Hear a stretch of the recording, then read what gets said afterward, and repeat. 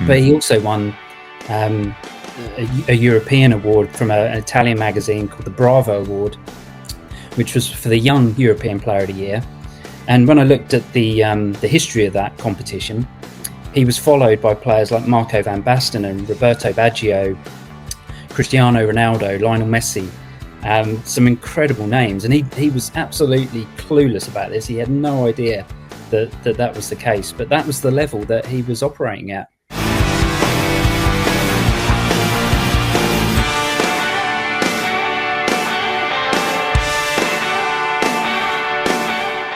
Hello and welcome to Blue Monday and Ipswich Town podcast for a special summer show. Very similar to one we did almost a year ago, as we welcome back author and lover of high quality Ipswich Town photography, Neil Prentice. How are you, Neil? I'm great, Craig. Yeah, good to see you again. Yeah, I say welcome back. And the last time we spoke, it was in regards to a book about legendary player and legendary manager George Burley. And this time around, we have cause to have a little chat about very much legendary player this time round. Yeah, Johnny Wark. Yeah, the one and only. What a career he had. And, it was when the opportunity came up to celebrate his amazing free spells at Ipswich Town, it was one I jumped at. Yeah, brilliant. Wonderful. What a great opportunity, as you say, to sit down and chat all things Ipswich, and it is predominantly all things Ipswich, as we'll chat about here, about Wark's time at the town over elongated years and three separate spells. But I say we'll come through to that. And as I said, it will be along very similar lines in terms of the look and feel of the book, along very similar lines to the George Burley one you put out last year.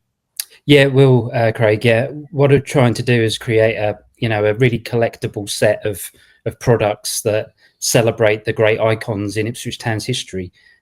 George was, we discovered that he'd been involved in more games for Ipswich as a manager and a player put together than anybody else. And Warky is the second highest goal scorer and the second highest appearance maker. His legendary status speaks for itself. Yeah, certainly does, 100%. Before we get into the nuts and bolts, and just in case I do forget about it later on, do you want to give us the website of the where people can jump on and pre-order a copy? Yeah, please. If people would like to go on to www.itfcicons.com, they'll see the John Wark book, both the standard and the collector's edition, which are available now for pre-order. There are 857 of the collector's edition, so you've got to act quick to make sure you get one. The George version of the collector's editions went really, really quickly, and a lot of people were left ultimately disappointed. There it is. And this one here, the collector's edition, there's a mock-up here. Exclusive. Yeah, there it is. There's John in his with his PFA award. So the 857 is the statistics of his goals and his appearances added together. So 678 appearances and an incredible 179 goals.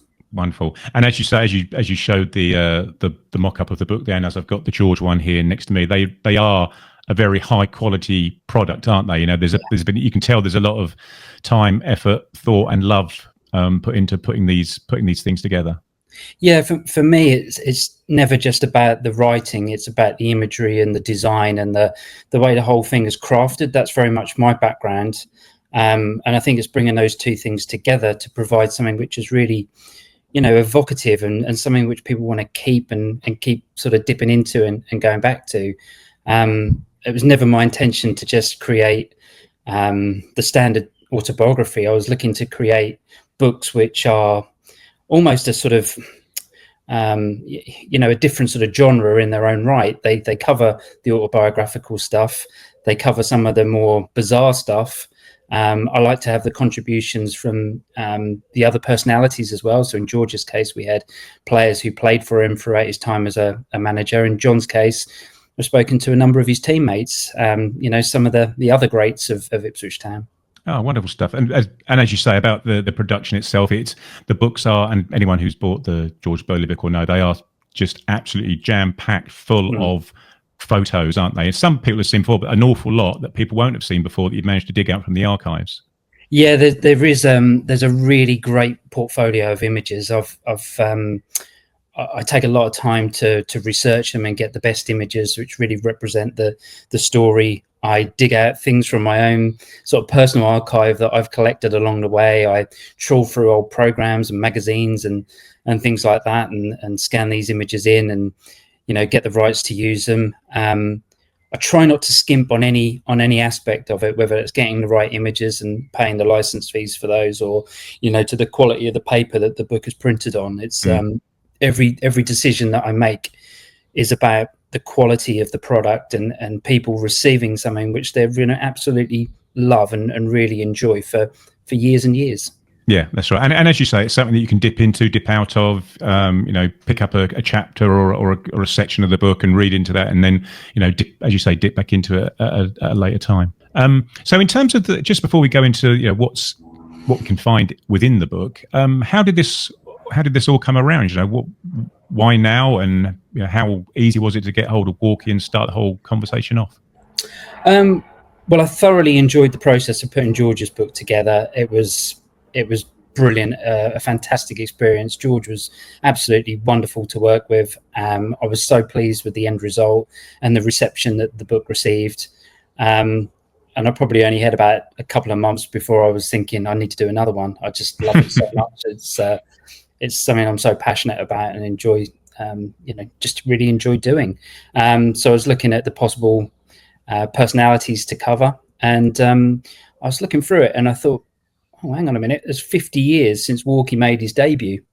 1975, March 1975, he made his debut against, as many people listening to this will remember, against Leeds United in a FA Cup third replay of the quarter-final at Filbert Street. He was drafted in, and he was involved in the winning Ipswich team that won 3-2 and made it to the semi-finals of the FA Cup for the first time in history. And that was 50 years ago, and he's just felt like he's been synonymous with Ipswich Town ever since. Yeah, he certainly has. And the thing is, as well, with regards to his career, he sort of spans generations, doesn't he? Because I was born in 1975, so I didn't really get to see him much in that first spell before he disappeared off to Liverpool. But then when he came back momentarily in the John Duncan-y type era, or Bobby Ferguson, John Duncan-y type era, it wasn't the greatest time to be an Ipswich Town fan, probably at that point. But then the subsequent era, which really was I think, probably in both of our wheelhouses in terms of our ages and the promotion seasons and that first season in the Premier League, it does just sort of encapsulates glory years, a little bit of the downturn, and then another upturn as well, just by virtue of the longevity of his career at Ipswich. Yeah, he does. Like you, I didn't see that first spell. I didn't witness it, but I've read and watched everything about it, and it absolutely captures my imagination to think of Ipswich having a team that was that good, and a player in John who achieved such incredible things. PFA Player of the Year. I mean, the concept of Ipswich Town having a PFA Player of the Year is one that's hard to believe. And I spoke to Kieran Dyer for the book, and he said, that's elite level stuff. I don't think I'll ever see that again in my lifetime, Ipswich having somebody win that award. But he also won a European award from an Italian magazine called the Bravo Award, which was for the Young European Player of the Year. And when I looked at the history of that competition, he was followed by players like Marco van Basten and Roberto Baggio, Cristiano Ronaldo, Lionel Messi, some incredible names. And he was absolutely clueless about this. He had no idea that was the case, but that was the level that he was operating at. Yeah, crazy stuff, isn't it? And I say anyone who's had any time with Warky or been to an after dinner speech or been to hospitality in and around Portman Road, they know that once he gets on a roll, he's very difficult to stop as well, isn't he? He loves it. He's really happy to talk about it, and he's just football through and through. He still thinks of himself as a footballer. He's a great guy. He's a really, really nice chap. He's such a legend to all of us Ipswich supporters, and to spend the time with him that I've been able to enjoy has been such an honour, because he's such a down to earth chap. He's lovely. He's a really nice man. Great stuff. Childhood dream. Right. Yeah. Well, we're talking about the photography quite a bit.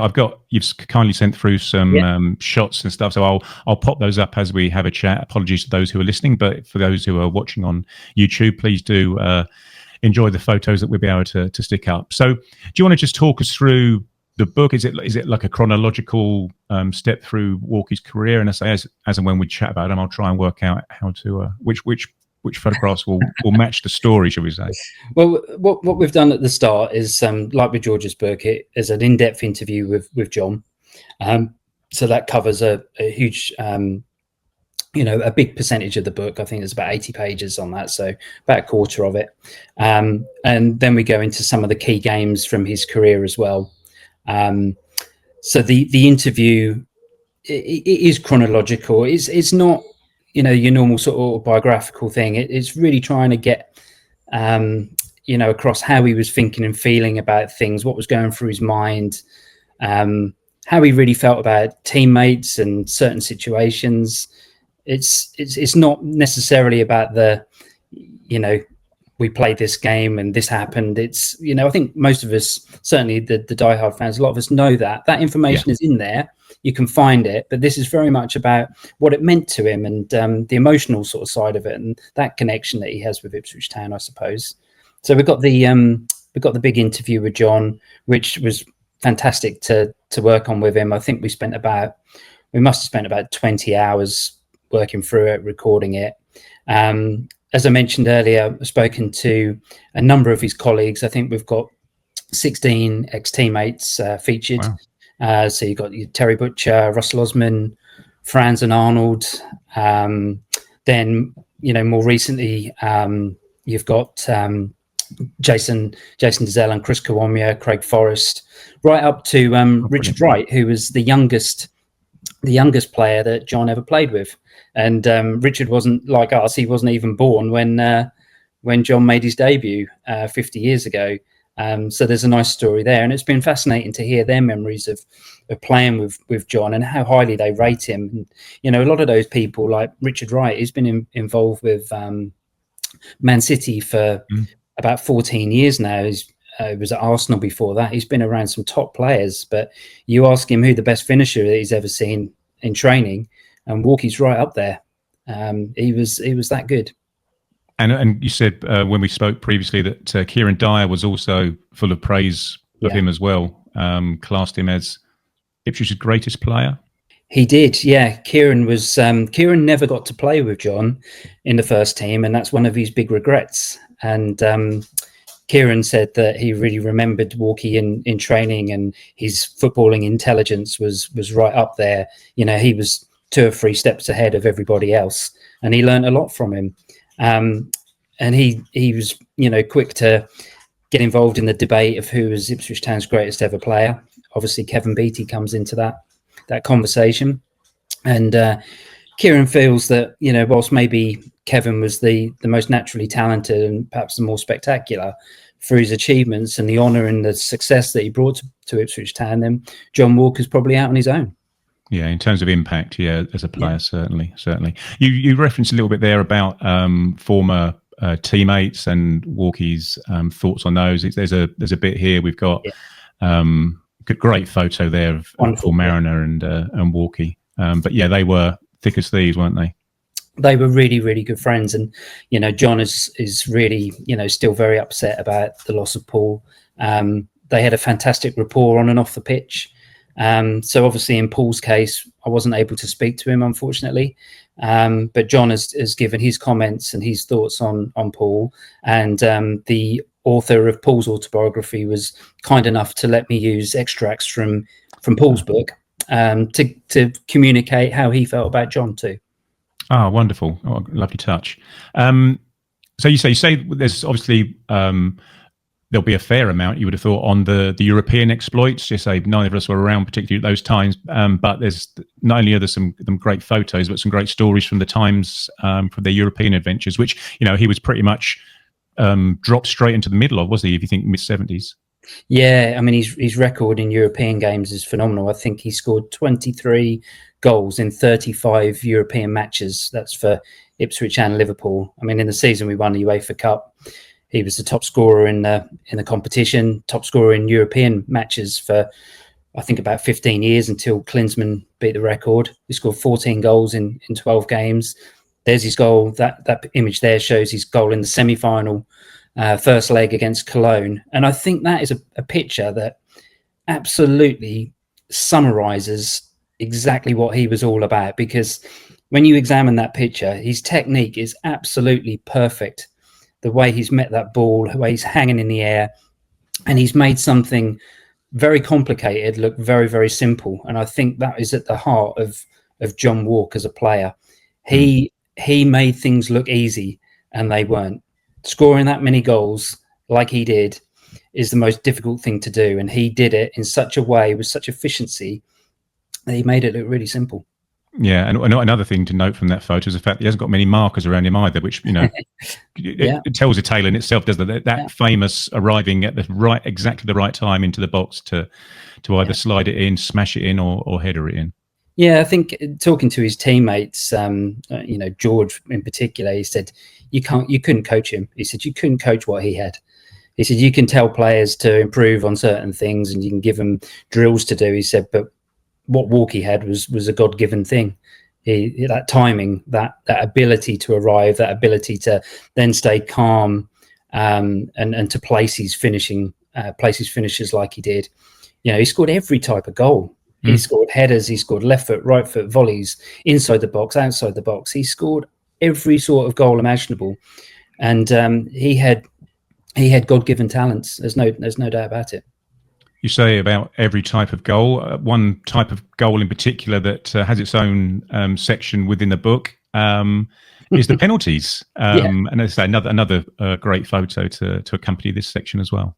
Yeah, it's brilliant, isn't it? Look at the concentration and the technique again. I think with Walkie as well, I think what comes across is that mental strength as well. I mean, he took a lot of penalties. I think he took 68 penalties for Ipswich.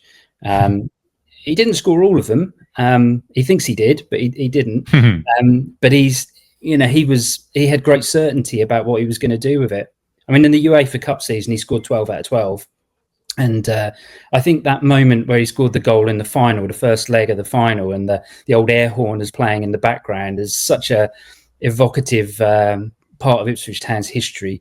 To see him whack that penalty into the goalkeeper's right as he did, send him the wrong way, turning away in celebration. And it was a moment to treasure, wasn't it? Yeah, absolutely. And you say also about his goal scoring exploits. So when we had a chat before the pod, you're saying about these hat tricks as well. The sheer number of hat tricks, and even more than 3 goals in a match as well. Yeah, it's another. I mean, the statistics of his career are just incredible, and a lot of players go through their whole career never scoring a hat trick. So when I was talking to Jason Dezelle, he said, I got 2 on quite a few occasions. He said, but I never scored a hat trick. He said, how many did Walkie get? I said, well, he got 6 and he scored 4 goals twice, and he couldn't believe it. And they continued at Anfield as well, because he in the 84-85 season, he scored hat tricks in the league, FA Cup and the European Cup, and it took 38 years for somebody else to do that again, and that was Erling Haaland. Wow. There you go, kids. That just places it in the modern era. Yeah. So there is reference to his Liverpool career as well, and also touching on his Middlesbrough career as well. Yeah. We've covered everything. We've covered.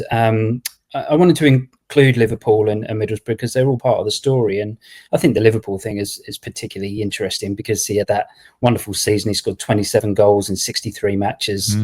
But unfortunately for John, Liverpool didn't win anything that season. The focus is on Ipswich Town because, I think Liverpool have had so many players, haven't they, that are legends there. And Walkie is, he's around the edges of that. Whereas at Ipswich, he is such a main man. And, I wanted as an Ipswich fan myself, I wanted the book to focus on Ipswich, and John did too. But we also cover his international career as well. We've done a really nice piece on the Spain 82 World Cup, covered different facets of that. There we go, as if by magic. There it is. So Walkie was another first for Ipswich. Him and Alan Brazil were the first players to play in the World Cup finals as Ipswich Town players. So I think they played their first game of that tournament the day before England played France, when Brian Robson scored that really early goal. And Warky was the first Ipswich player to score in the World Cup too. Brilliant. Yeah, he has great memories of that. He absolutely loved being there. They played Brazil and he swapped shirts with Zico, so we've got the story of that. And it's just all part of that story. We also covered he was on top of the pops as part of the Scotland squad with their song. And something that I did with John when we did the interview process was we watched a lot of old videos back. So we watched a video of him on top of the pops, and he was singing along to this song, and he loves it, and he listens to it on his phone. And we watched the PFA Awards. By Dickie Davis, and John received the award, and all the Ipswich Town's players are on their feet and on the chairs, clapping and cheering, and Bobby Robson is there, absolutely beaming with pride. And it was magical to watch it back with him, and you could see what it meant to him. You really could. Yeah. Brilliant. You're very fortunate to see that sort of footage as well. I think I got the 7-inch single of that Scottish 1982. Don't ask me why I went and got the B.R. Robson, I believe. Right. You talking about international. Just another screenshot you sent through to me here, which sort of references that world top 10 players at a certain point in time. He's chasing a rather slender-looking Diego Maradona in this photo.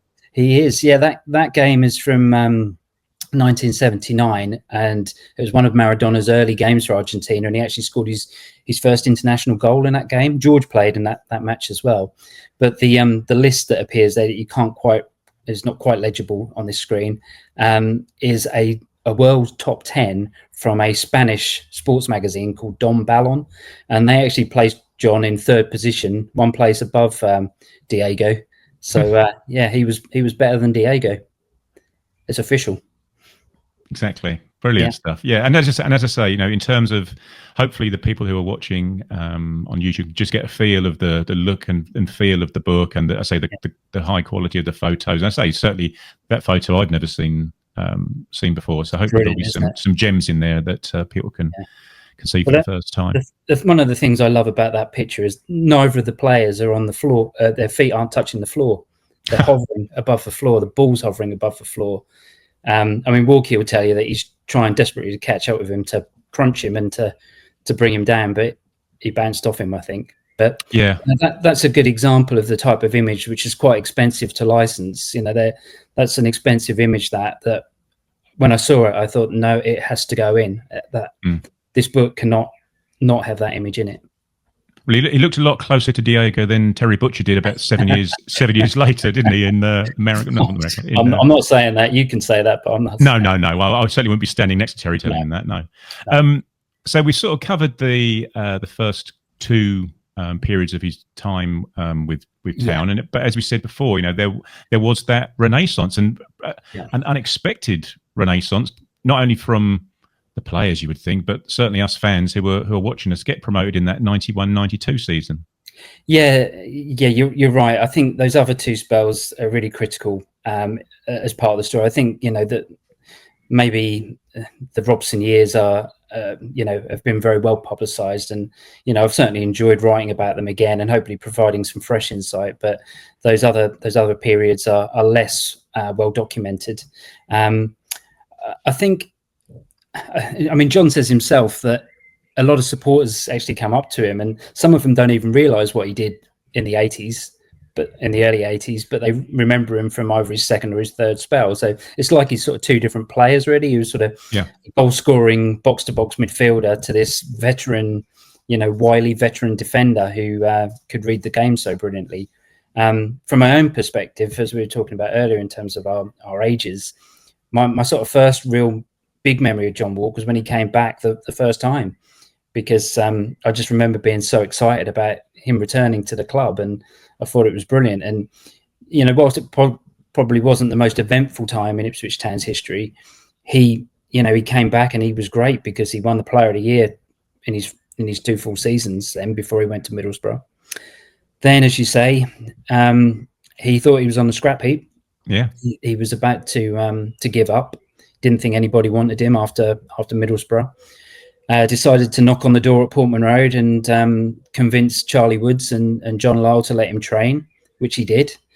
Then some of you might remember that Brian Gale, who was the first choice centre half with David Linnigan, was sold to Sheffield United in quite a big money deal at the time, quite a surprising deal as well. And he went off to play for them. Then Tony Humes went into the team and he broke his arm.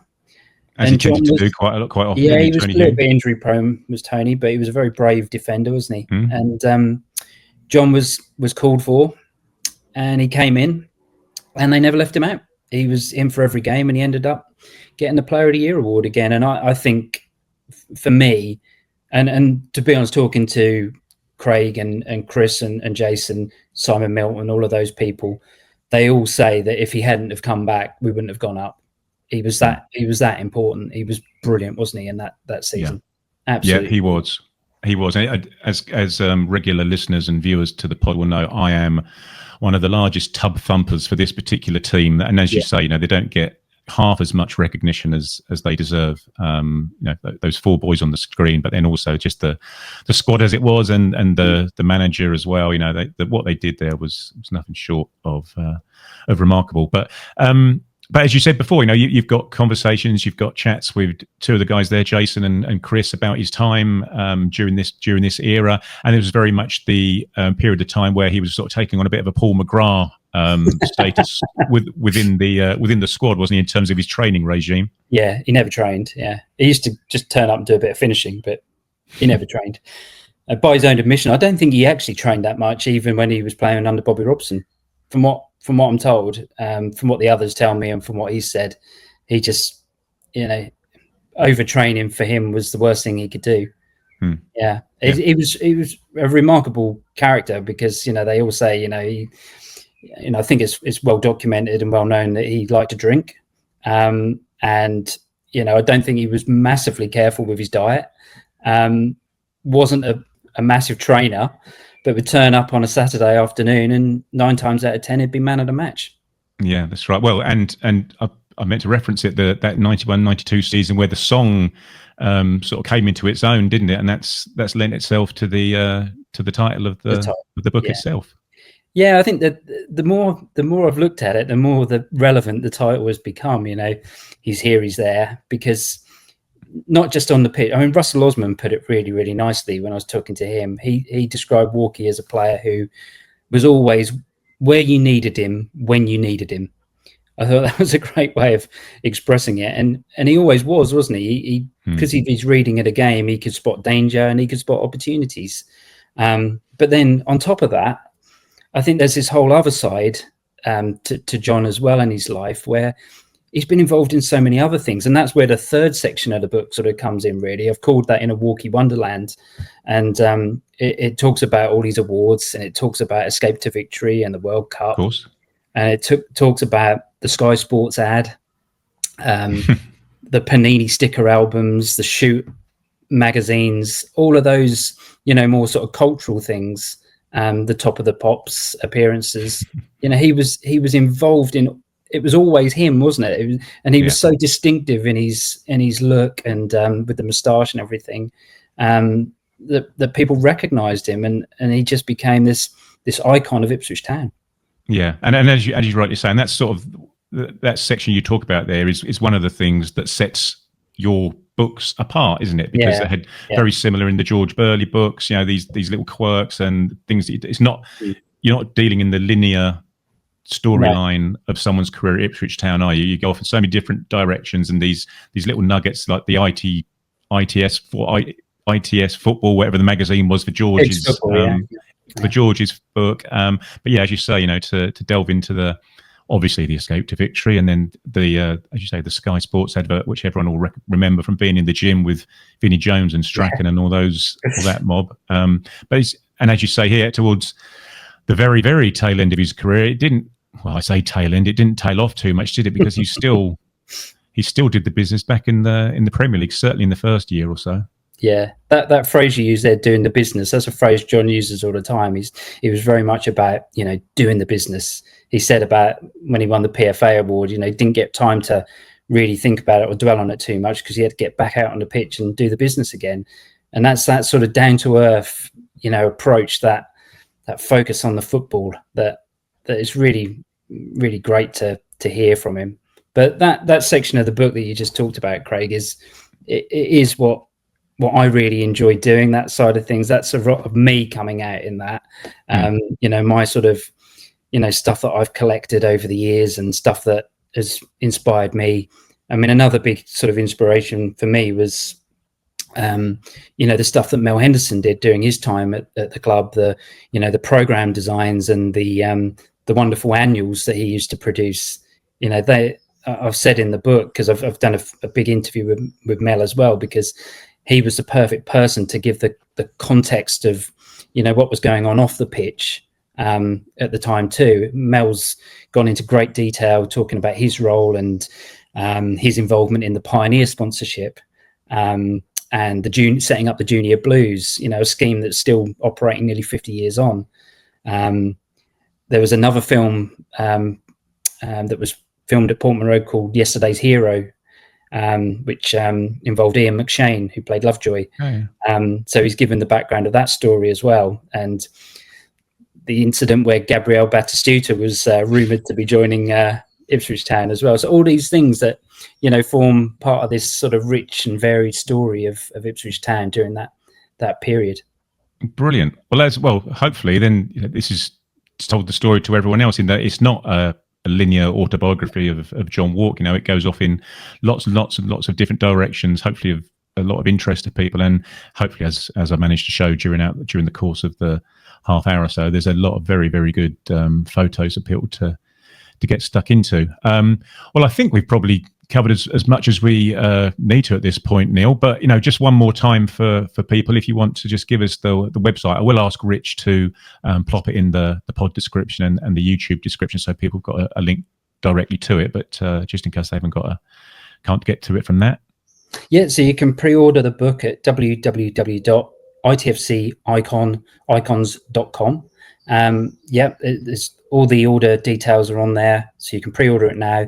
The books I'm aiming for delivery late September, early October. We're very advanced in the process, so you won't have to wait too long. But that is the best way to guarantee that you get that signed copy with the certificate, the sequentially numbered certificate, guaranteeing that you have a collector's edition. And if you've already got George's book and our 8081 book as well, hopefully that will complete the collection really nicely.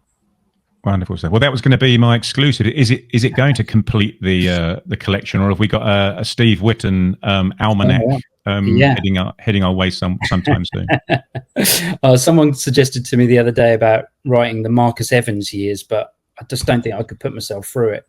I just don't think I could do it, and I don't know who'd buy it for a start. But just do a pamphlet or something, mate, if you want, or a couple of post-it notes, maybe. Yeah, I don't think it needs quite the 240 pages that these guys get. But I don't know. I don't know what's next. There'll be something for sure, because I love doing it. I'm really, hopefully my passion for it really comes across, because it's an honour and a privilege to do it, and it's just so rewarding.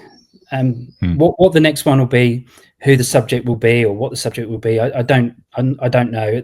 To be honest, when you're in it and you're doing it, it is very consuming, and you have to try and stay focused. There's so many sort of elements to manage because of the ambitious nature of the project, really. So yeah, we'll have to see, but there'll be something.